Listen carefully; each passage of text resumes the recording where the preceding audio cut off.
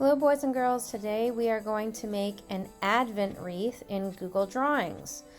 So as you can see, I've started out in Google Drawings. I'm going to start out by just making a basic wreath shape. That's going to kind of serve as my background for most of the wreath. So I'm going to go to shape, I'm going to go to shape again, and I'm going to look for that donut shape I've used before. So right down here. And I'm going to drag it out, not all the way completely, but close enough, because I have to make sure I have enough room for the candles. So maybe I drag it out just a little bit more. And then I might want to make the inside a little bit wider, so I'm going to make sure I'm scrolled over that little diamond there, and I'm going to bring it closer to the edge, just like that. And now, since we're making a wreath, I want to make sure I do this in a green color, and I'm going to do a dark green gradient. So I'm going to go to gradient, and I'm going to go to dark green 2 radial gradient. And that gives me a nice festive color right there. And once again, I want to make sure my border is transparent. I don't really need that border. So this is the basis of our wreath. Now, as we know, Advent wreaths are always going to be green. They're going to usually have either ivy leaves or they're going to have pine needles. So for something like ivy, I am going to want to look for something that might have some edges to it. You know, you can cheat a little bit by going to the diamond shape. That will work. Let's see what else there is. Let's see if there's anything. Nothing really quite there in arrows, although there looks like there's something with this arrow, maybe like some snowflakes. You could even in the callouts, you could go to the 6-point star actually. The 6-point star would work for ivy if I stretched it out. So actually, let me try that out. I'm going to stretch it out just like that. I'm going to rotate it a little bit so it's kind of on an angle. The idea is to try and make it look like it's on top of the wreath there. And I'm going to zoom in just for a second. Let's see. Maybe I can play a little bit maybe with the diamond. So if you notice, I kind of open it up a little bit. So if I hover over the diamond shape and I make it go towards the corner, it kind of rounds it a little bit, and that makes it look a little bit more like ivy. I kind of really like that. And so once again, I'm going to make the border transparent. And this time I'm going to do another gradient, and I'm going to do this as the light green 2 radial gradient. Just like that. That actually looks very nice. And this I'm going to duplicate and make it go all the way around the wreath itself. So I'm going to zoom out for a second. That might be a little too far. Let me see if I can get this to fit. There we go. So I'm going to go to edit, and I'm going to duplicate this. I'm going to move this, and remember to rotate it, I go up to that little circle, just like that. And I'm going to probably do some drop shadows maybe a little bit later, but right now I'm just going to start getting my my ivy leaves going. So once again, edit, duplicate, and you can always do that shortcut that it has listed there, which is Control D. And so I'm going to keep going around. There can be a little bit of the dark green that shows through. That's perfectly fine.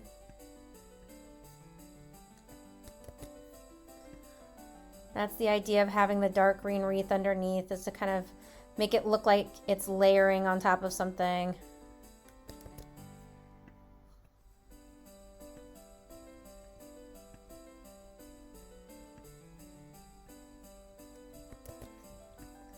And I'm going to keep going all the way around,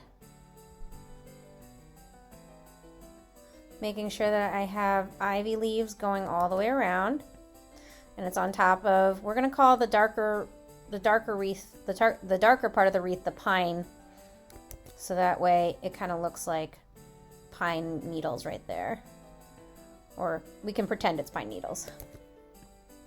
And this is the last one. That'll definitely take us to the end.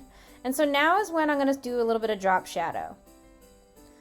And so to do the drop shadow, remember, I have to make sure that my shape is selected like it is right now. I go to Format.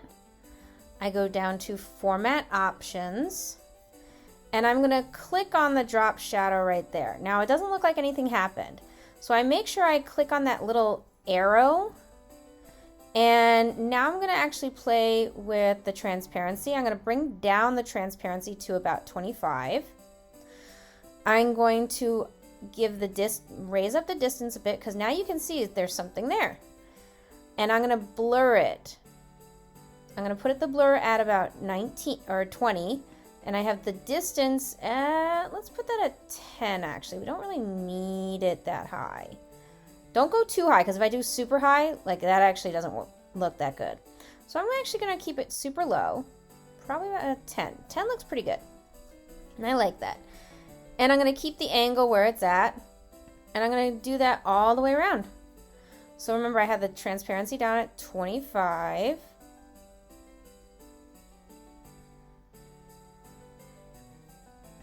Put the distance at 10. And you see how that kind of gives it just that little bit of pop, which is exactly what we want.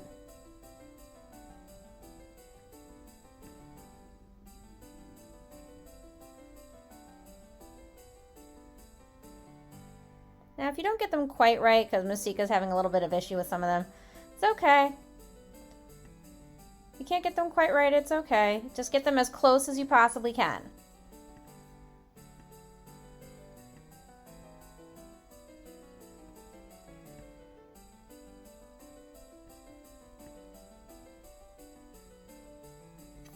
I'm going to keep doing this all the way around.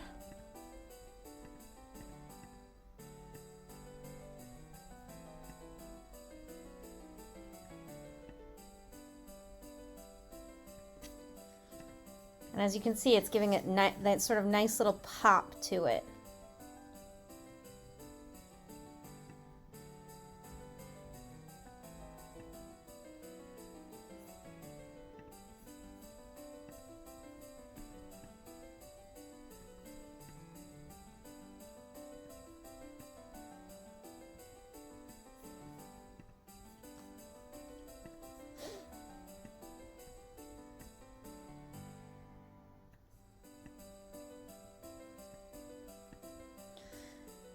I'm just about done with this. I got 2 more, but I'm liking how this really looks. It really gives it sort of a nice, like, realistic kind of feel to it when I add this drop shadow. This drop shadow is perfect.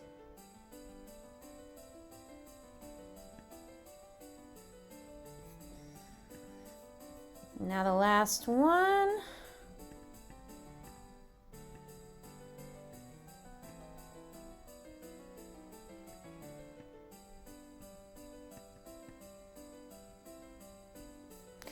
And there we go. And that is the wreath that we have. And so once I finish with that, I'm going to deselect anywhere else on the canvas on the checkered area. And then I'm going to close out of this. And there is the beginning of our wreath. And we could even, if we want to, add like little holly berries. So to do that, just for the sake of argument, I would go into shapes. I would go to shapes and I would go to the oval shape.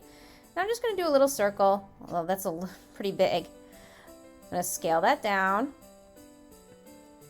Once again, I'm going to make sure the border is transparent. And holly berries are red, so I would go to gradient and I would actually go to dark red to radial gradient. If I wanted to, I could totally do that right there. And I'm going to duplicate these all around just to have a little bit of fun.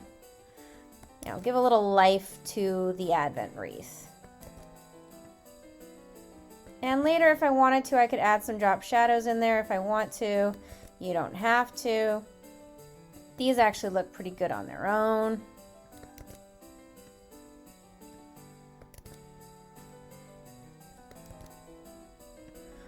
And so there are just some holly berries right there. Now, this by itself is just a really cool looking wreath. But we still want to make this an Advent wreath. So now we've got to add the candles. We have 5 candles for the Advent wreath. There usually are 4, but lately there's been a 5th one that's been added.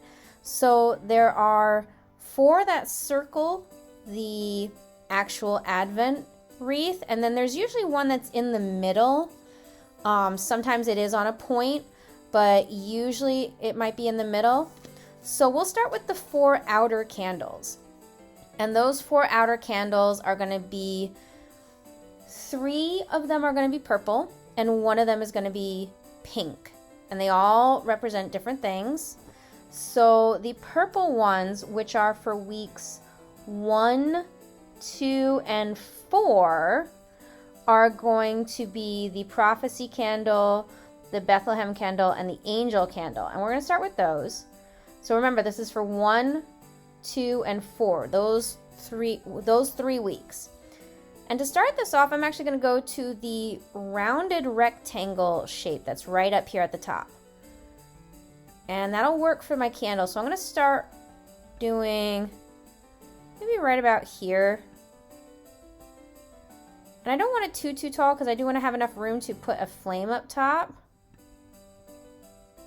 But if I wanted to make sure I could move everything, what I could do, I'm going to move this off to the side.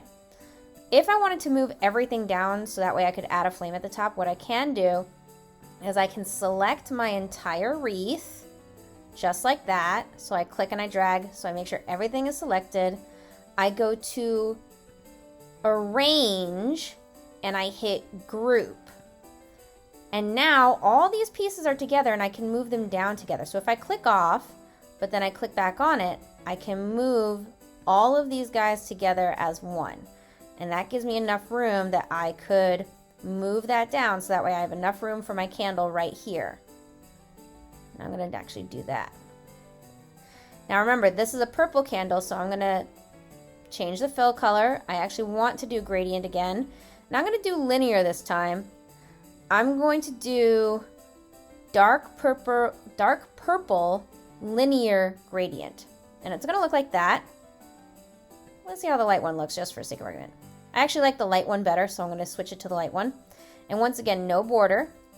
And now we're going to duplicate this because remember, it's 3 of them. So there's the second one. And there is the third one. Now, I'm actually going to duplicate this a third time, but I'm going to end up changing the color. Because remember, this one over here has to be pink. So I'm going to change it.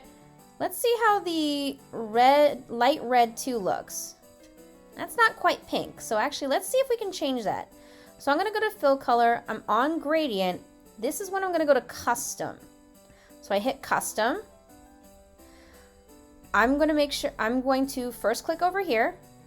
See where it says select gradient stop color. I'm going to click that. Now I'm going to see if I can find a pink. I don't really see a pink, like a nice light pink. So I'm going to make a custom pink color. And so to do that, I'm going to bring this all the way down here.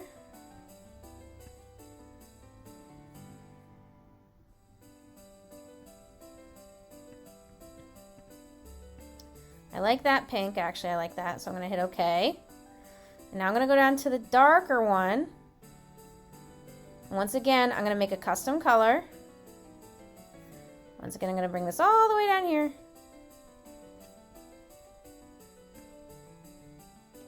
And let's get that a little bit lighter. That looks good. That looks like a nice pink right there, and so I hit OK. And that looks much better. So I'm going to hit OK. And uh-oh, something went wrong. There's the gradient, I think it's the transparency. So I need to fix that.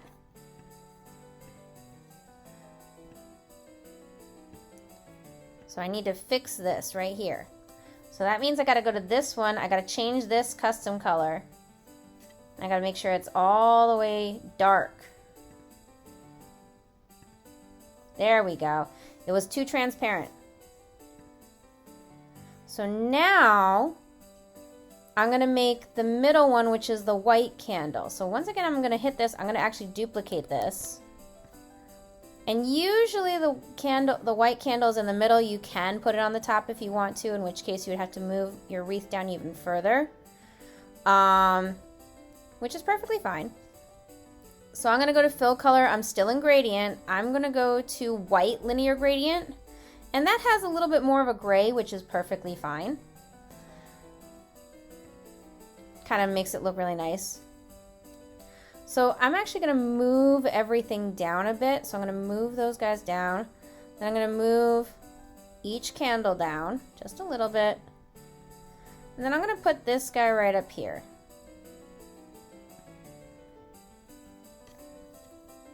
Now, it's hard to see the top of the candle right there, so even though I've already been doing all this work, I can still change my background color. So I'm going to change my background color. I think I'm going to change it to a nice dark blue. Just so that way everything can stand out, and that actually looks really nice. And now the last part I'm going to do is I'm going to add the flames. Now technically you wouldn't add the flames until they were in order. So it would go first week, remember, is for the prophecy candle. Then you would have the second week, which is the Bethlehem candle. The third candle, which is the pink candle, that's the shepherd candle. Then you have the angel candle, which is the fourth candle. And then white, which is the Christ candle. And usually this last one, while these four are lit, one for each Sunday before Christmas, usually the white one is lit right at, the white one is lit on Christmas Eve. So sometimes, like I said, this is in the middle, sometimes it's at the top, depending on how people make it, but this is usually lit on Christmas Eve. And it's meant to represent the life of Christ. But since this isn't a real Advent wreath, because we can't exactly light each candle, we're going to add our own little flames. And you can kind of look at this if you would like to during Advent. So I'm going to go to Shapes and Shapes, and I'm going to look for the teardrop shape. The teardrop shape really looks like a flame, but it's sideways. So I'm going to make one of the teardrops. And as you can see, it's kind of sideways. Last I checked, flames were not sideways. So I'm going to zoom in. I'm going to make sure it's right on top of the candle. And I'm going to go to the little circle. I'm going to rotate so that way the flame is pointing upwards. I'm going to take out the border color. And I'm going to make this into, let's try this dark yellow. Dark yellow actually looks pretty nice. And now I'm actually going to fit to screen. I'm going to duplicate this guy and put it on each one of the candles.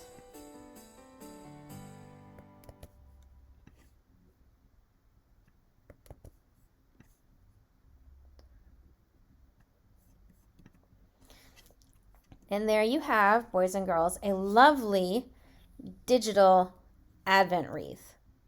So I hope you had fun with this, and I cannot wait to see your Advent wreaths.